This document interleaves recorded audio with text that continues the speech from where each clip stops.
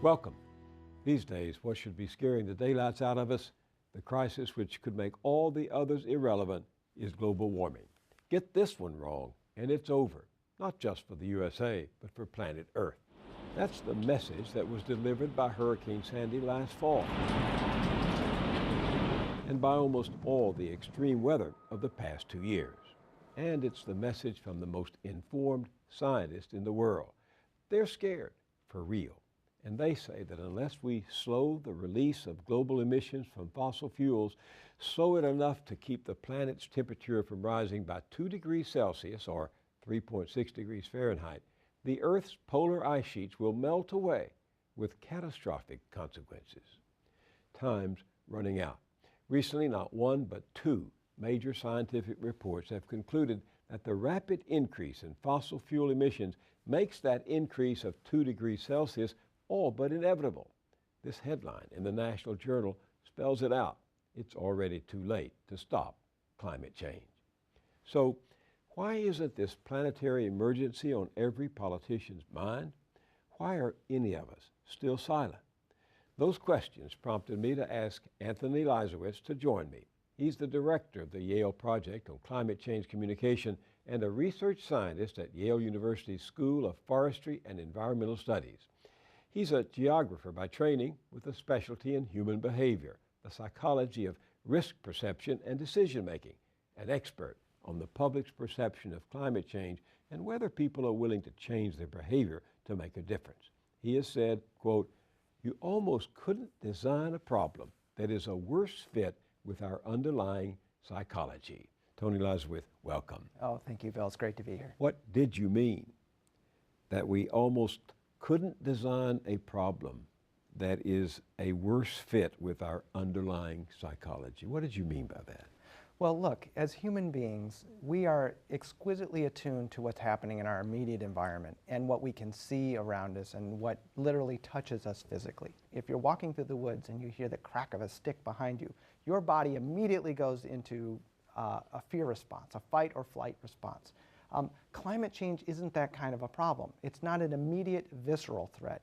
And I can say, right now, this very day, we can look out the window and there is CO2, carbon dioxide, pouring out of tailpipes, pouring out of buildings, pouring out of smokestacks. And yet, we can't see it. It's invisible. The fundamental causes of this global problem are invisible to us. And likewise, the impacts are largely invisible to us as well, unless you know where to look. So it's a problem that, first of all, we can't see. And secondly, it's a problem that is seemingly faceless. It's not like terrorists who we can imagine who are coming after us, trying to kill us and challenge our fundamental values. It's a problem that we can't see that's going to have long-term impacts that aren't going to just impact us now, but impact us into the future, impact our children and our grandchildren. But you've seen the stories. 2012, the hottest year on record. 2011, carbon dioxide emissions, the highest on record. Arctic sea ice shrank to a record low. The world's largest trees are dying at an alarming rate. I could go on and on. These are signs and signals, are they not? They are. And in fact, 2011 was an all-time record year in the United States, for example. We had 14 individual climate and weather-related disasters that each cost this country more than $1 billion. That was an all-time record, blew away previous records. And in 2012, we had events ranging from the summer-like days in January in Chicago, with people out on the beach, clearly not a normal occurrence, an unusually warm spring, record-setting searing temperatures across much of the lower 48, one of the worst droughts that America has ever experienced, a whole succession of extreme weather events, and I haven't even gotten to Hurricane Sandy yet. Right. And the real question is, at what point do we put on the brakes? So let me just use a simplifying analogy here.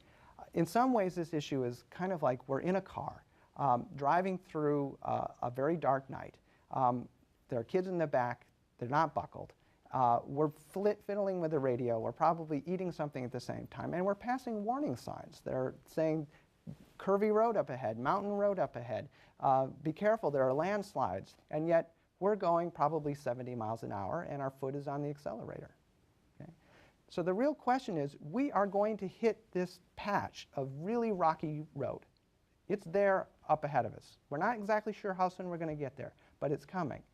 The question is, do we start applying the brake? There's a big difference between entering that stretch of road at 10 miles an hour, where even if we have an accident, it'll be, just bumps and bruises and a little body damage perhaps, versus hitting that same stretch of road at 70 miles an hour. But here's the problem with that as I see it. The global accounting firm PricewaterhouseCoopers has warned that even if we doubled our current rate of reducing carbon emissions, we would still be facing 6 degrees of warming, an almost intolerable situation by the end of this century. Now, the driver of that car with her children in the back seat, hurtling down the road, not paying attention to the signs, is hardly going to put on the brakes because they heard about a report from the global accounting firm PricewaterhouseCoopers. That's right. It is about the warning signs. But here's one of the real dilemmas, is that we've done a really good job of helping people understand that there is this thing called climate change.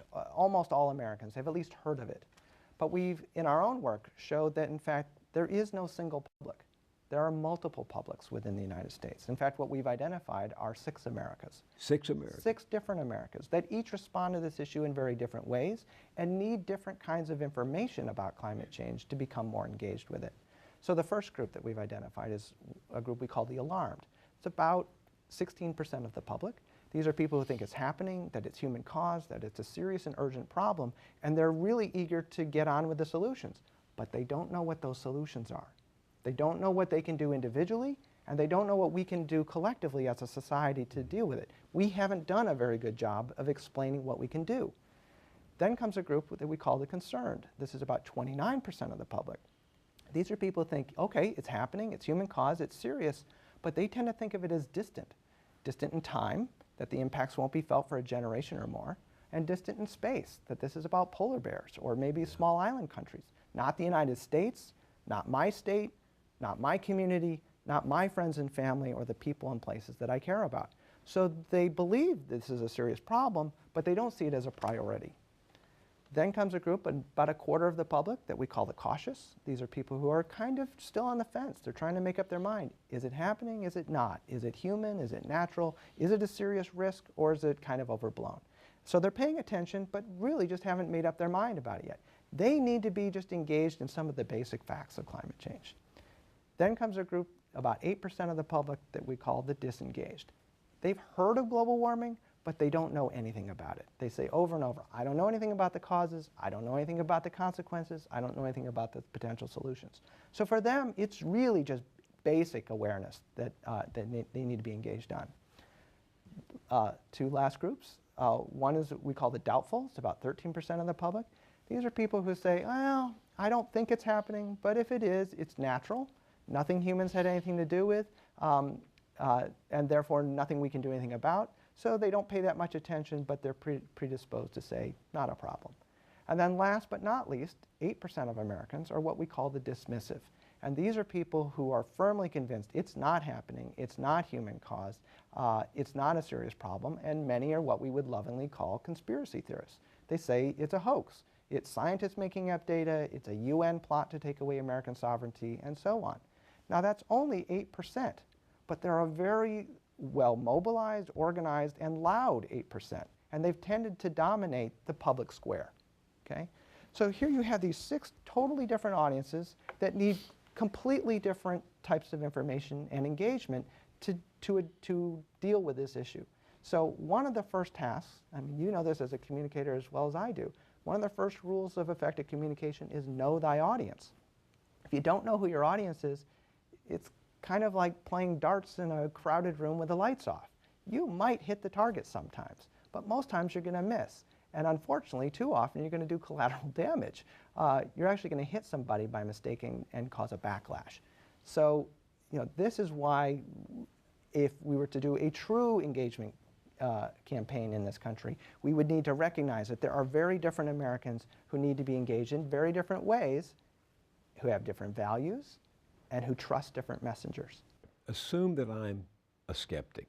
Okay. Not only a skeptic, but a Tea Party Republican who goes to church every Sunday, where my beloved pastor tells me that, reassures me that God created the earth 6,000 years ago, and that if God wants to end the earth, God will, on God's terms, that this is out of our control.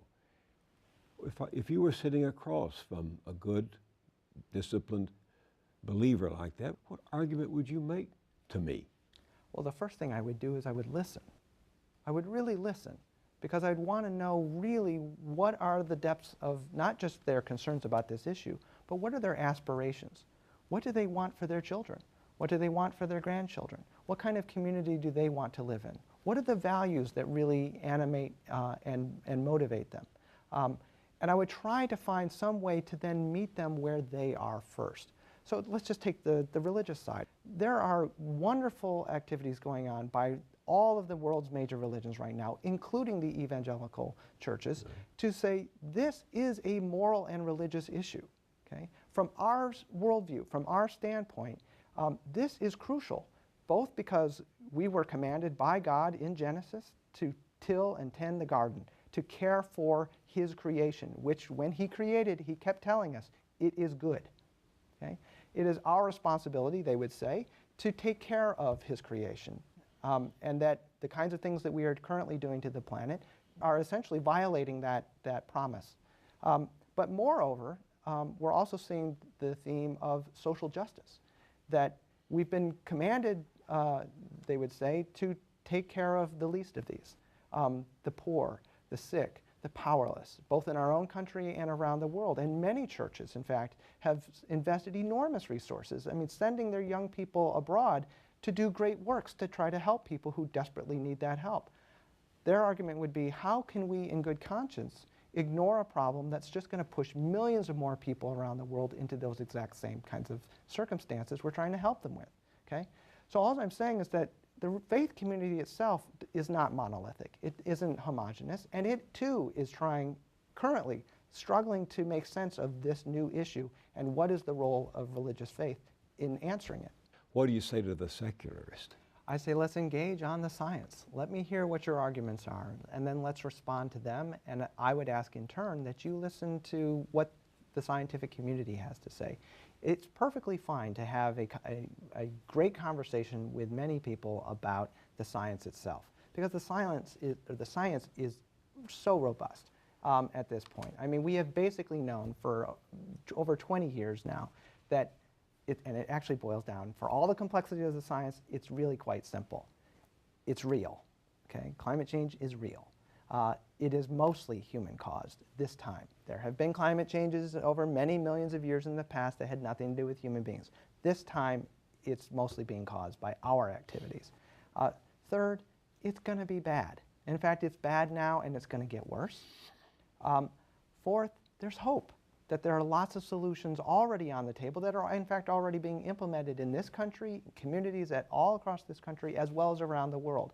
There's an enormous amount of work that we can do right now with things that we have in hand. And then last but not least, what we also know is that many Americans don't understand this one last crucial fact, and that is that the vast majority of the experts, the people who study this day in, day out for a living, agree that it's happening, that it's human-caused, and that it's going to be serious. How then do you reconcile the religious and secularist imperatives?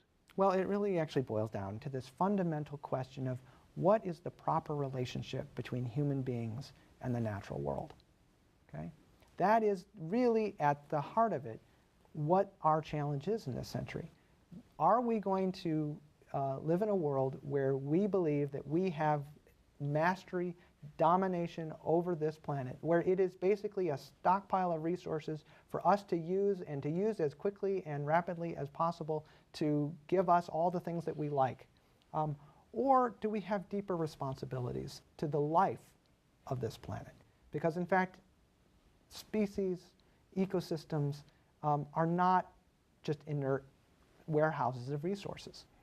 They have evolved along with human beings. Our own evolution itself is inseparable from the climate system, the biophysical world, and the other species that we ride on this rock with.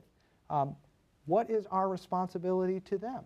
And I think one of the most interesting things that comes out of science that challenges some of our long-held cultural beliefs that somehow human beings are fundamentally different than the natural world is the recognition that at root, when you look at the DNA, we are kin. Okay? You and I share a lot of genetic material with a tree, with other animals, with fish, and so on. We are literally relatives. Okay? That is an idea that we haven't even really begun to process as a complete culture. What does that really mean when you understand that we are inseparable in that way? We are descendants of the same lines of other animals and plants on this planet. Does that change the way you perceive your relationship with the rest of the world? So why isn't the message getting through? Well, one, the volume has been really low. Okay? So that's one side. And we've done media analysis as an example. The media plays an enormously important agenda-setting role in this. Because, again, this is an invisible problem to most of us. The only way we know about this is because of what we've learned through the media. As a normal American, I don't know a climate scientist. I don't read the peer-reviewed literature. I only know about this issue because of what, you, the media, tell me about it. And so when the media doesn't report it, it's literally out of sight and out of mind. And we've seen that this issue gets just a tiny proportion of the news hole. Of all the stories that the media focuses on every year, climate change is minuscule. And in fact, even the environment as a category never gets above, say, 1 or at most 2% of total news coverage. But it's not just the amount of media coverage. It's also the fact that there's been a very active disinformation campaign that's been going on for many years. It's very well documented. That was primarily, certainly originally, and still to this day, driven by fossil fuel company interests, who are the world's most profitable companies. I mean, they're very happy, thank you very much, with the status quo. Okay? And so what are they saying in this disinformation campaign? Well, historically, this has been the key strategy all along. And in fact, it's a strategy that was lifted explicitly, directly out of the tobacco wars, which is make people think that the science is still unsettled.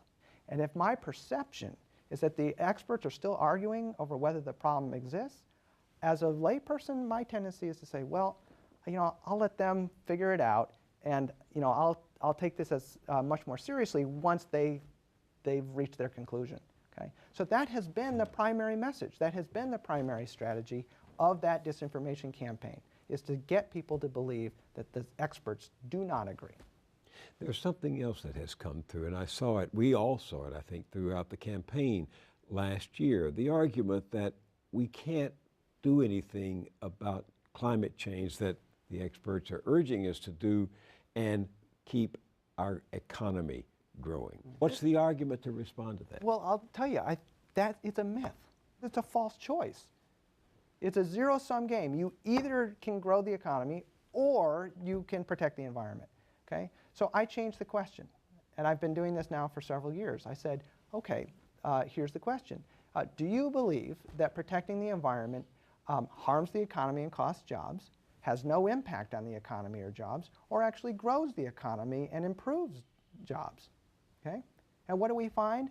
An overwhelming majority of Americans, and I'm talking like 2/3 of Americans, say that it either has no impact or it actually improves the economy. In fact, that's the most frequently chosen answer, is that most Americans don't see this as an inherent contradiction.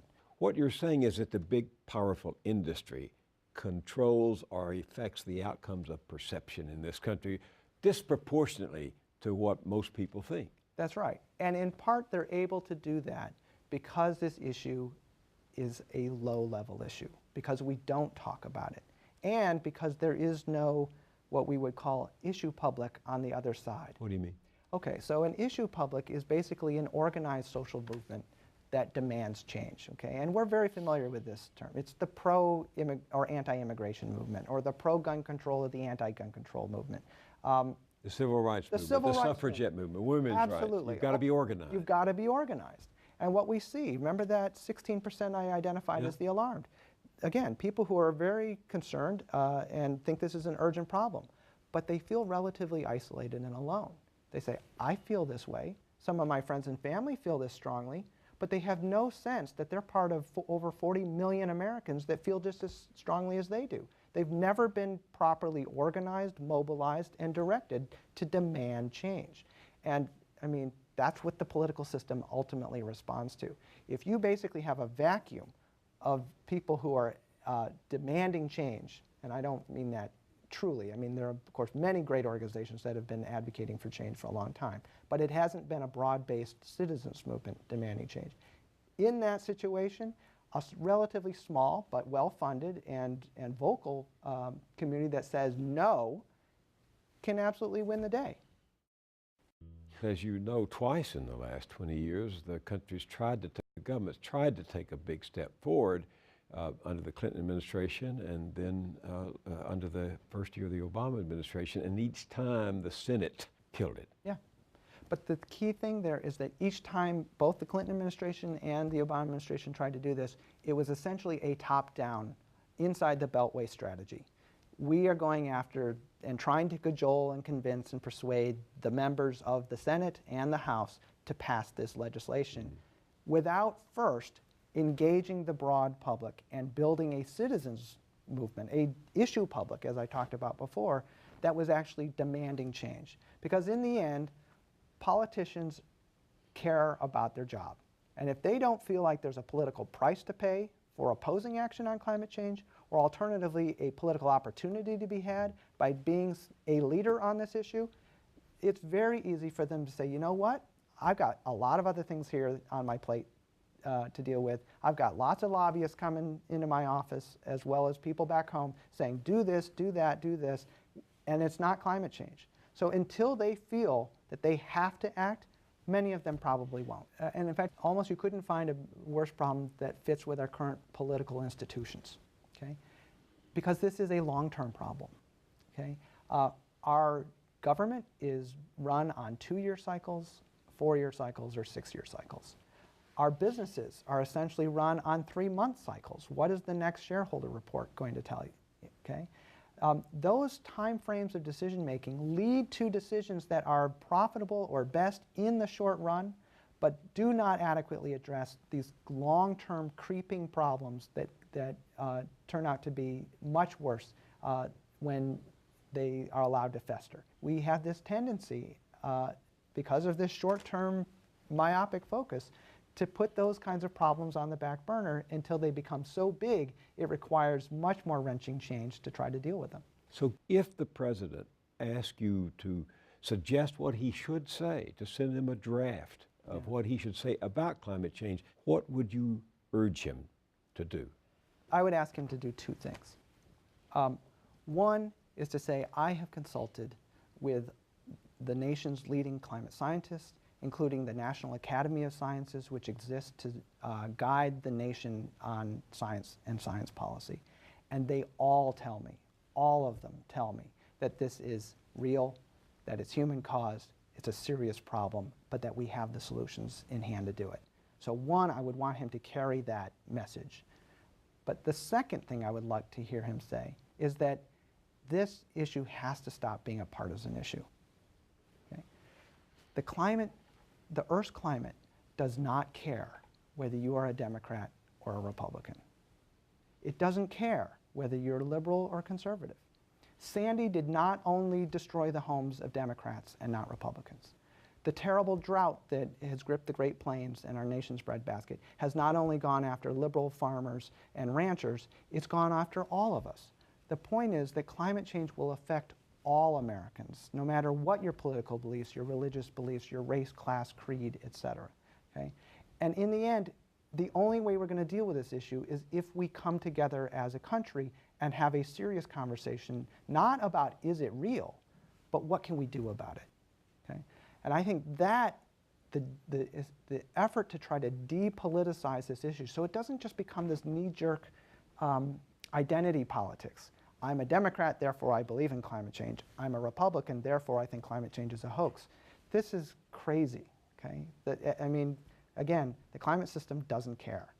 But the realist in politics will say that that's unrealistic, that in fact former Republican Congressman Sherwin Boehlert has said that the best way to for this to happen is if a Republican comes up with a proposed solution. If Obama does it, it won't happen. But if some Republicans start the conversation and make the first proposal, that's the only way we're going to have not only the conversation you're calling for, but action on change. And I totally agree with that. So why can't we get the Republican Party to see what you have been talking about? I think basically the Republican Party has reached the conclusion themselves that they are appealing to the dismissive wing of their own base. I mean, it's actually quite remarkable when you look back over the history of this. I mean, remember, the figure in the U.S. Senate who repeatedly put forward the nation's best and most sophisticated answer to the climate challenge for many years was Senator John McCain. The nominee of the Republican Party was the premier architect of responding to climate change. How far things have changed in the past 4 years, where we ended up in the primaries of the Republican primaries of 2012, and we found that all of them, with the one exception of John Huntsman, were calling into question the basic reality of the problem itself. We're basically saying, in some cases, saying that it was a hoax. Okay? This is a remarkable turn for the party itself. And, you know, and what we're seeing, of course, right now is that in the aftermath of the loss of 2012, Republicans are beginning to look inward, and they're trying to say, where have we gone wrong? Where are our new opportunities to engage the public? Immigration is one of those issues that they're beginning to say, maybe it's time to change our position. Climate change could be another of those, because it's one of the ways that they can appeal back to the middle. Our own work, we found that independents are much more like Democrats on their beliefs about climate change than they are Republicans. So if Republicans want a way back, this is one of the ways that they could do it. And there's actually a historical precedent. We used to have a huge acid rain problem in this country. We created essentially a cap and trade system where we capped the amount of sulfur dioxide being emitted from these smokestacks, brought that cap down over years, and allowed companies to sell their emission rights between each other. So a company that was really good at reducing their emissions could sell that remaining block to another company that needed more time. It was one of the most successful programs in American history. It was put on the table and passed by a Republican president, the first George Bush Sr., and it solved the problem, or it largely solved the problem, at a cost far below what even the best estimates at the time were. We know that these kind of policies can work. It was a Republican idea. Okay? And so the irony of it is that the Republican Party has walked away from even one of their best ideas, one of their best proven ideas that really worked. So the question is, how can we bring Republicans back to the table and say, that's ours, we own that. This is our contribution to solving the problem, and in fact, we think our principles and our solutions are better than yours. So I'm Speaker of the House, John Boehner, and I ask you to come see me, and I say, I want to do what you're suggesting. Give me the sound bites that a real conservative can use. I think there are a couple things. One is they need to look at the threat. Okay, so as an example, could we think in a different way about climate change as a threat to our freedoms? Okay, climate change itself is a threat to our freedoms. To our freedoms? Sure. If you're a rancher or a farmer in the Great Plains today, your freedom is enormously constrained by the fact that you're in the midst of a 2-year severe drought. Okay? You don't get to choose what you're going to plant. You don't get to choose what cows you're going to slaughter. In fact, we've just seen in Texas in the past year, 2 million head of cattle are no longer in Texas. They had to move them out because they couldn't provide the food and forage and water for them because of that drought. That's not freedom. Okay? You are literally not able to do the thing that you were raised and that you believe in as part of your culture because the climate has changed. You got me on that one. What's another one? Another side, though, is the opportunity side. First of all, political opportunity, which is perhaps the language that most touches them directly, and that is that they've now lost 2 national elections, okay? And that hurts. I'm sure it hurts. They need to find a new way back to the middle of this country, okay? Now, there's an active debate happening within the Republican Party right now between perhaps our problem is that we weren't pure enough, okay? I mean, we hear those voices on the right who are saying, you know, Mitt Romney was really just a liberal in disguise, that we didn't make a stark enough choice. and that what we need is purification. We need to become true, even take this party farther to the right, versus those that are in the middle that are saying there is no pathway to political success unless you can reach this new America that is quickly emerging. Hispanics, minorities, young people, women who voted in record numbers, not just in 2008, but in 2012. And if we ever want to be able to succeed at the national level again, we have to find a way to appeal back to these new voters who are not responding to these far right messages. Okay? So there's enormous political opportunity. We'll see where the Republican Party decides to move. And that brings me to a survey you took part in, you and your colleagues at Yale took part in with the Gallup group globally, the Yes. worldwide group that studies public opinion. Yeah. This is the Gallup World Poll. It's the first ever scientific quality survey conducted in 130 plus countries around the world. It's a remarkable scientific achievement. And one of the things that it taught us right from the very beginning that, to be honest, surprised me, 4 out of 10 people on planet Earth have never heard of climate change. 40%. 40%. And in fact, when you look in particular countries, even countries that are kind of poster child countries for climate change, like Bangladesh, it rises to 2/3 of people have never heard of climate change. In some countries, it's 75% have never heard of climate change. Now, this doesn't mean, however, that they're not observing acutely the changes that are happening in their local systems. They are. What they lack is the concept of climate change to make sense of the observations, the changes they're seeing in local temperature and precipitation patterns and so on, as well as the understanding of here's what this means going forward. How do we use this new information to change the decisions we're making now, the kind of crops we plant, the kinds of cities we build, where we site a hospital, do we build next to the coast? I mean, these societies are making enormous, decades-long investments, infrastructure investments, and often doing so without thinking about climate change as part of that decision-making process.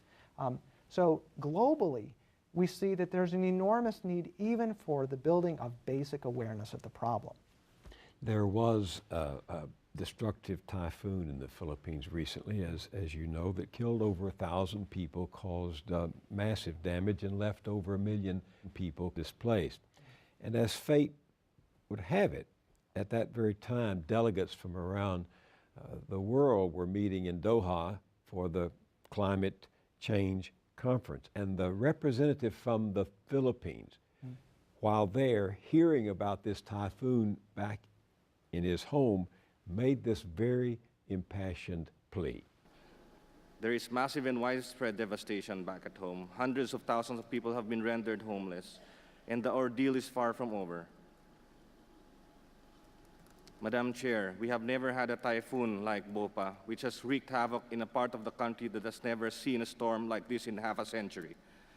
And I'm making an urgent appeal, not as a negotiator, not as a leader of my delegation, but as a Filipino.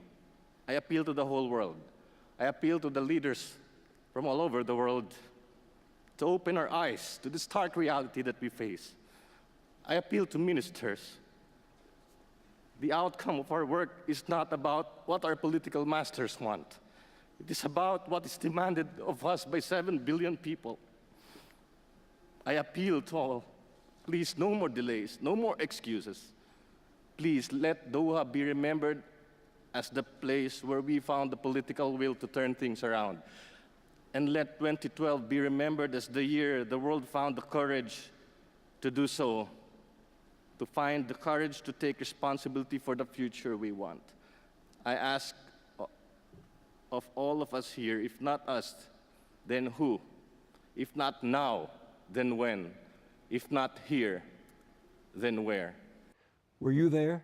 I was there. Was anyone really listening to him? Absolutely, people are listening to them. But what I think is particularly important about what he said is that the world needs to open its eyes. These events are no longer abstractions. They're no longer talking about what's going to happen in 2050 or in 2100. Again, this pervasive sense up to now has been that climate change is distant. distant in time and distant in space. And what we're now beginning to see is that it's not so distant. It's not just future generations. It's us, and it's our own children. I have a 9-year-old son. He's going to be my age in the year 2050. Okay? I don't want him to live in the world that we're currently hurtling towards. Describe that world for me as you can see it. Currently, we are scheduled, unless we change direction, to go through the 2-degree mark. And in fact, we're heading on towards 3, 4, and perhaps even 6 degrees centigrade warmer than in the past. As you go, things get much, much worse. And in fact, let me just use a simple analogy, because people often will say, well, you know, 4 or 5 degrees, that doesn't sound like very much. I mean, I see the temperature change more from night to day. But it's the wrong way to think about it. I mean, think about when you get sick and you get a fever. Okay? Your body is usually at 98.7 degrees. If your temperature rises by 1 degree, you feel a little off, but you can still go to work, you're fine.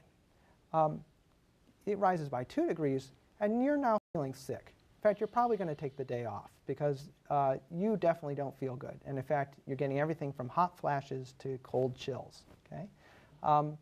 At 3 degrees, you're starting to get really sick. And at 4 degrees and 5 degrees, your brain is actually slipping into a coma. Okay? You're close to death. I think there's an analogy here of that little difference in global average temperature, just like that little difference in global body temperature, can have huge implications as you keep going. And so, unfortunately, the world after 2 and especially after 3 degrees starts getting much more frightening. And that's exactly what the scientists keep telling us. But will we pay attention to those warning signs? What do you think? I think we are entirely capable of responding to those warning signs. Absolutely. When this country and when this planet puts their minds to do something, they absolutely can do this. And in fact, I often go back to a great old quote by Henry Ford, who said, those who think they can and those who think they can't are both right. This is within our power. We have waited, however, a long time to really engage this issue and to get started. And unfortunately, and this is actually a core American value, it goes back to the founding of this country, and it goes back to Benjamin Franklin, one of the leading lights of that time, who said, and every American knows this, an ounce of prevention is worth a pound of cure. A little action now is going to forestall the need for much greater action later. And that's exactly the nature of this problem, is that if we delay, if we wait until we've reached 3 and 4 degrees, it's too late. At that point, the climate system is locked.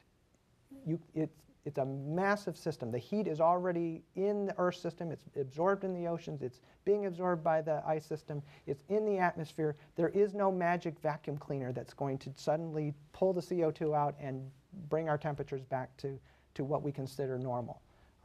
So that's why it's so imperative that we begin taking these actions now to forestall the worst effects that are going to happen in decades to come. So what ounce of prevention could be taken in 2013 that would make you think we might be on the right path?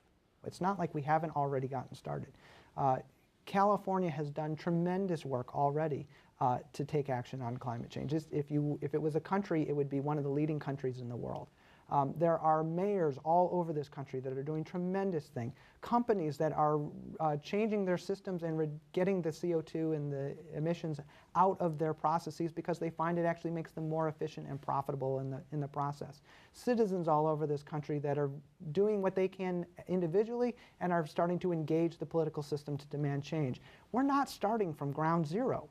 Okay? But what we haven't had is the ability to come together as a country and clarify the choice that's in front of us, and to really help the broad set of country, those 6 different Americas I was talking about, engage with this issue and recognize that we as a country and as a planet are facing a fundamental threat, a fundamental challenge to the way of life that we have now and the kind of life that we want to hand on to our children.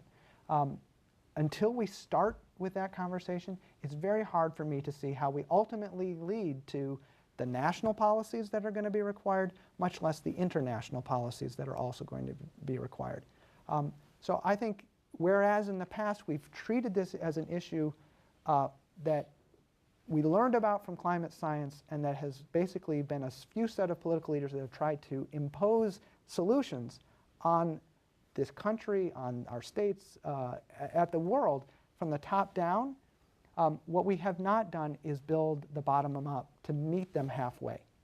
Okay? And until we have that bottom up demand for this issue, because it's going to affect every one of us, it absolutely is going to affect us either directly or indirectly through economics, through disease, through foreign challenges in faraway places.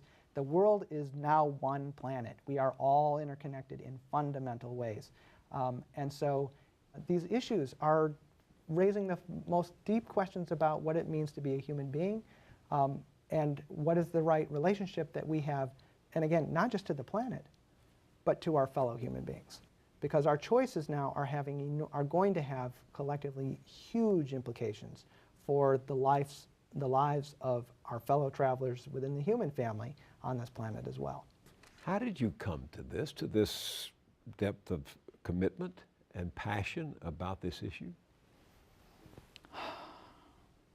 Well, it really actually comes down to a key moment, actually, an epiphany in my own life.